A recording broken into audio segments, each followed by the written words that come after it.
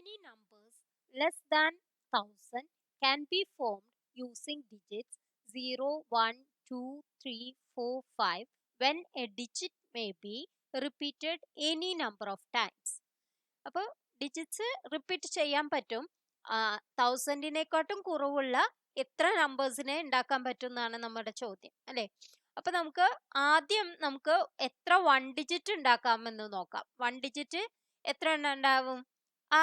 ആകെ എത്ര ഡിജിറ്റ്സ് ഉണ്ട്? 6 എണ്ണം, അല്ലേ? അപ്പൊ 6 പോസിബിലിറ്റി ആണ് ഉള്ളത് 1 ഡിജിറ്റിന്. ഇനി 2 ഡിജിറ്റ് ആവുമ്പോ എങ്ങനെയാണ്? 2 ഡിജിറ്റ് എന്ന് പറഞ്ഞിട്ടുണ്ടെങ്കിൽ 2 അക്കം ഉണ്ടാവും, അല്ലെ? അപ്പൊ ആ 2 അക്കത്തില് എങ്ങനെയാണ്?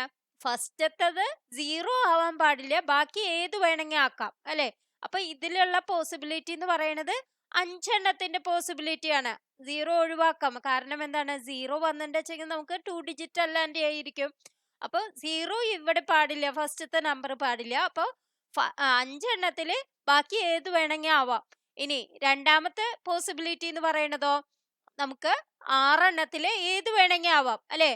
ഇനി ഇത് എന്താ ചെയ്യണ്ടേ?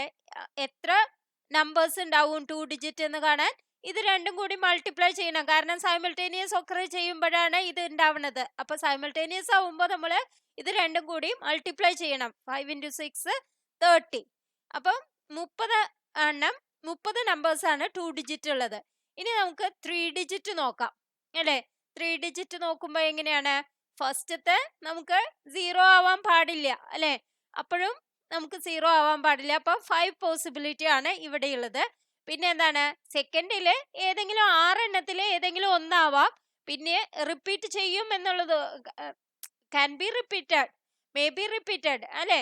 അപ്പൊ എന്തായാലും ഏതെങ്കിലും ഒന്ന് എന്നുള്ളതാണ് നമ്മൾ എടുക്കേണ്ടത്. അപ്പൊ ഇവിടെയും 6 പോസിബിലിറ്റി ആണ്. അപ്പൊ എന്താണ്? 6 5 30, 36 180.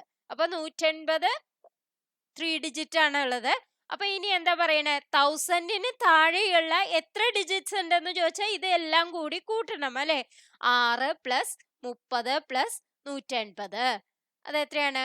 180, 30 210, 216. അപ്പൊ ഏതാണ് ആൻസർ? 216 എന്നുള്ളതാണ് ആൻസർ. Thank you.